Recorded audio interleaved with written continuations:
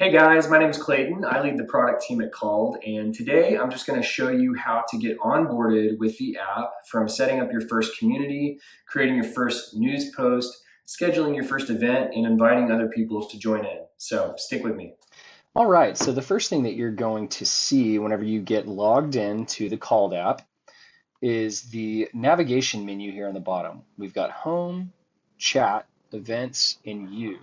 It's going to land you on the Home tab, and this is going to give you an idea of all of the features that you have available to you in the Called app. You'll also notice there's a hamburger menu up in the top left.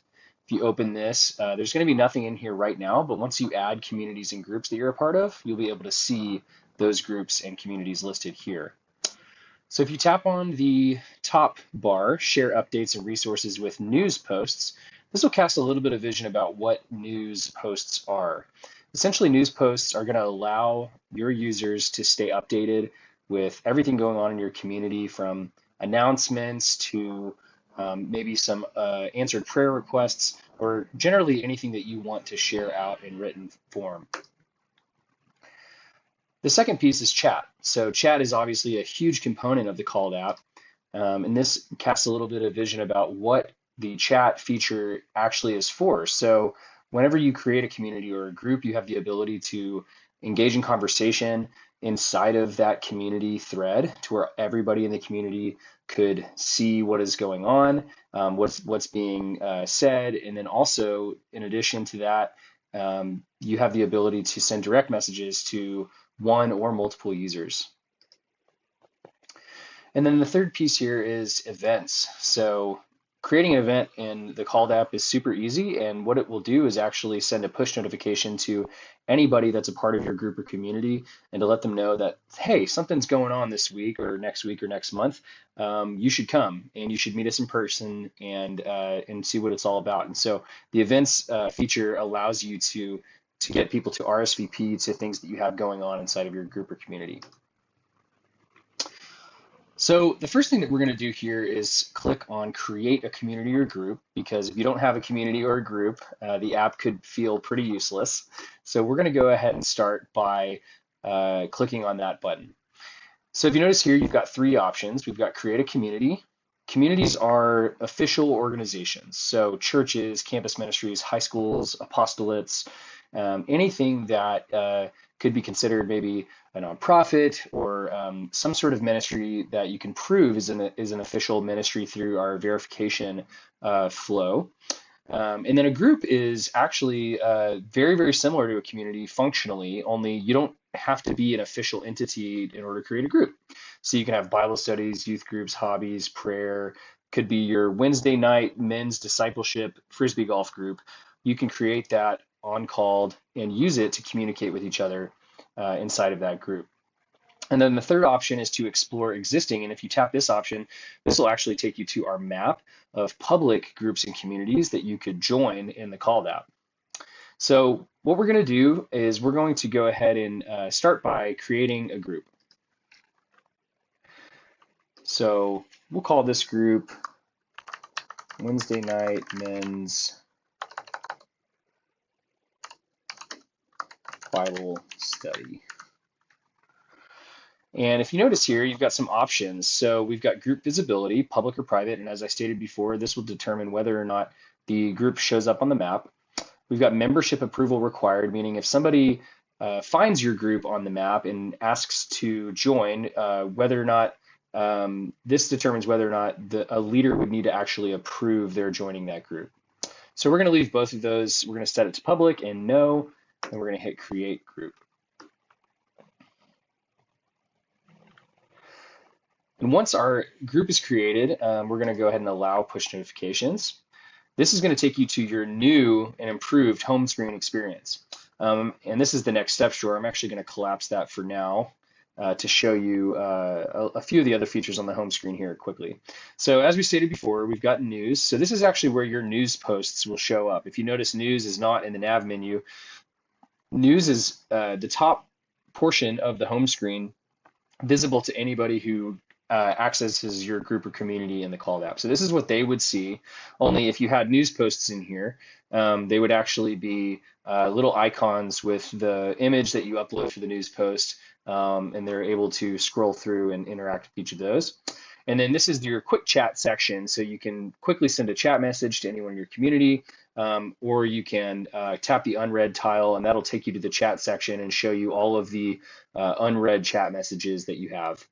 And then, of course, events, like I said earlier, events is where you can create in-person events for people to come to interact with your community. And you can create those from here or in the events section here. But once you have them created, they will be listed here for you to see. So if you notice the top banner here, it's leading you to go ahead and upload a profile so that others know that it's you. So we'll go ahead and come in here, and you can add a photo of yourself if you want to. You can add a bio. So I love the church. We'll just say that for our purposes and hit check. And that will save our bio. And then, of course, if we added a photo, it would add that as well. And now people can see that I, the group leader, am a real person, and I have a name. And then that banner will go away once you've done that. So now that we've got a profile created, we can click up on the next steps drawer, and this is going to give you your sort of 4 main functions to getting started in your new group or community. So add group details is the first piece. So we can add a photo up at the top here. We can add a description, and we'll just say Wednesday night hang with the boys where we talk about God. And then add a location, and that way people can know where to go. You can also add email address and website information there if you want to. And then of course, we've got these other options for visibility as we did before. And then if you want to actually connect this to a parent community, you can do that as well. So if there's a larger community, let's say that the Wednesday night men's Bible study was actually a bunch of guys that go to St. Anne's Parish, then we would connect the group to a parent, that parent community in the app if we wanted to, and then that allows us all to be a part of that same parish community. So we'll go ahead and hit the checkbox. And then when we get back to the home screen, to the next steps drawer, we'll notice that this gets checked off, letting us know that we've done our job there. So the next thing to do would be to create a news post if we want to. So we'll just call this Sunday was awesome. And, maybe this is just a celebratory post talking about how awesome church was on Sunday. So we'll just add some information here. And of course, this is a place where you can really dig into the details of what happened. You can even link out to a page. Maybe this is calling some of your members to give. Maybe this is reminding them of some mission opportunities or something like that. Maybe you want to link out to it. So we can publish the news. Oh, title and image are required. So for news posts, you really want to add an image because it will allow you to expose the news post properly on the homepage. That way it doesn't look like an empty space. So let's go ahead and get that image added. Try again, publishing news. All right, looks like it's a success. Cool, so now that we can see our news posts here, and then if you added more, they would show up next to it. We'll go ahead and move on to the next piece. So we created a news post. We're gonna go ahead and schedule our first event. So because I have a feeling it's gonna require me to add a photo, we'll go ahead and do that. And we'll make this photo right here. And then we'll go ahead and keep this pre-selected time for the event coming up. We'll call this, well, we talked about it earlier, so let's call it Frisbee Golf. And we'll say that's going to be on May 6th from 7 to 8 p.m. We'll put a location in there, which is required.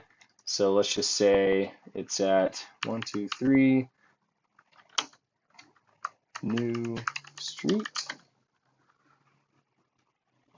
in Cranford, New Jersey. And we'll skip the description for now. It's pretty self-explanatory. And then you can customize the amount of attendees that go. You can say whether or not this event is public or private. And if it's private, you can add the people that you want to be there. We'll go ahead and create the event. All right, so that event is created. We've got one person going, which obviously is the event creator. And then you can see all of your data on the event here. And then of course you can also update your RSVP settings here. So maybe you're just interested in going and you created it for others, or maybe you're not going and you just created it for others. You want to definitely indicate that there. So we'll go ahead and say we're going for our purposes. And go back to the home menu and you notice that the event is now here on the home screen. You can also change your RSVP setting by clicking on the going icon and changing that there. All right, so we've scheduled our first event. So now the really important part, we want to invite people to join our group.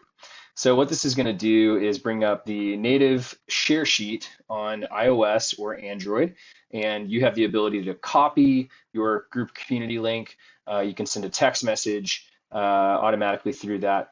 But this will send a pre-formatted link to anybody of your choosing.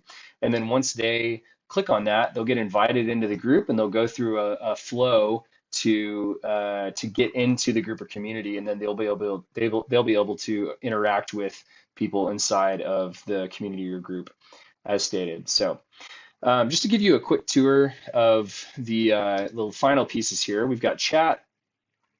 This is where it's going to show you first and foremost your community chat. So that's the top level. This is the group chat that everybody's in. And if we just type a message here, you can just see what it looks like. If you go to somebody else's message or even your message, you can actually long press it and you can react. You can delete it. You can copy that text if you want to. And so that is chat. And then if you compose a new chat by clicking on that button, this will bring up your list of members that you can direct message. You can have multiple people in a direct message, and anybody in your community you can talk to through this section. And then if you go to your events tab, you'll notice that here is a list of your events. We've only got one created, so this is showing it here. Gives you some data. You have the ability to search for your events as well from there. And then the U menu is going to give you the ability to edit your profile, manage your communities, manage your events, notification settings, blocked users, and then of course give feedback, which is very important. Give feedback to us and help us know how we're doing, and then contact support and some other links there as well. So. All right, well, hopefully that video was helpful to get you onboarded onto the Called app. We're so grateful that you would choose Called to build real, authentic faith communities. If you have any feedback to leave us, please go to the You section in your app, click on the Give Feedback link, and that will really help us out as we always are striving to improve the product. Thanks, guys.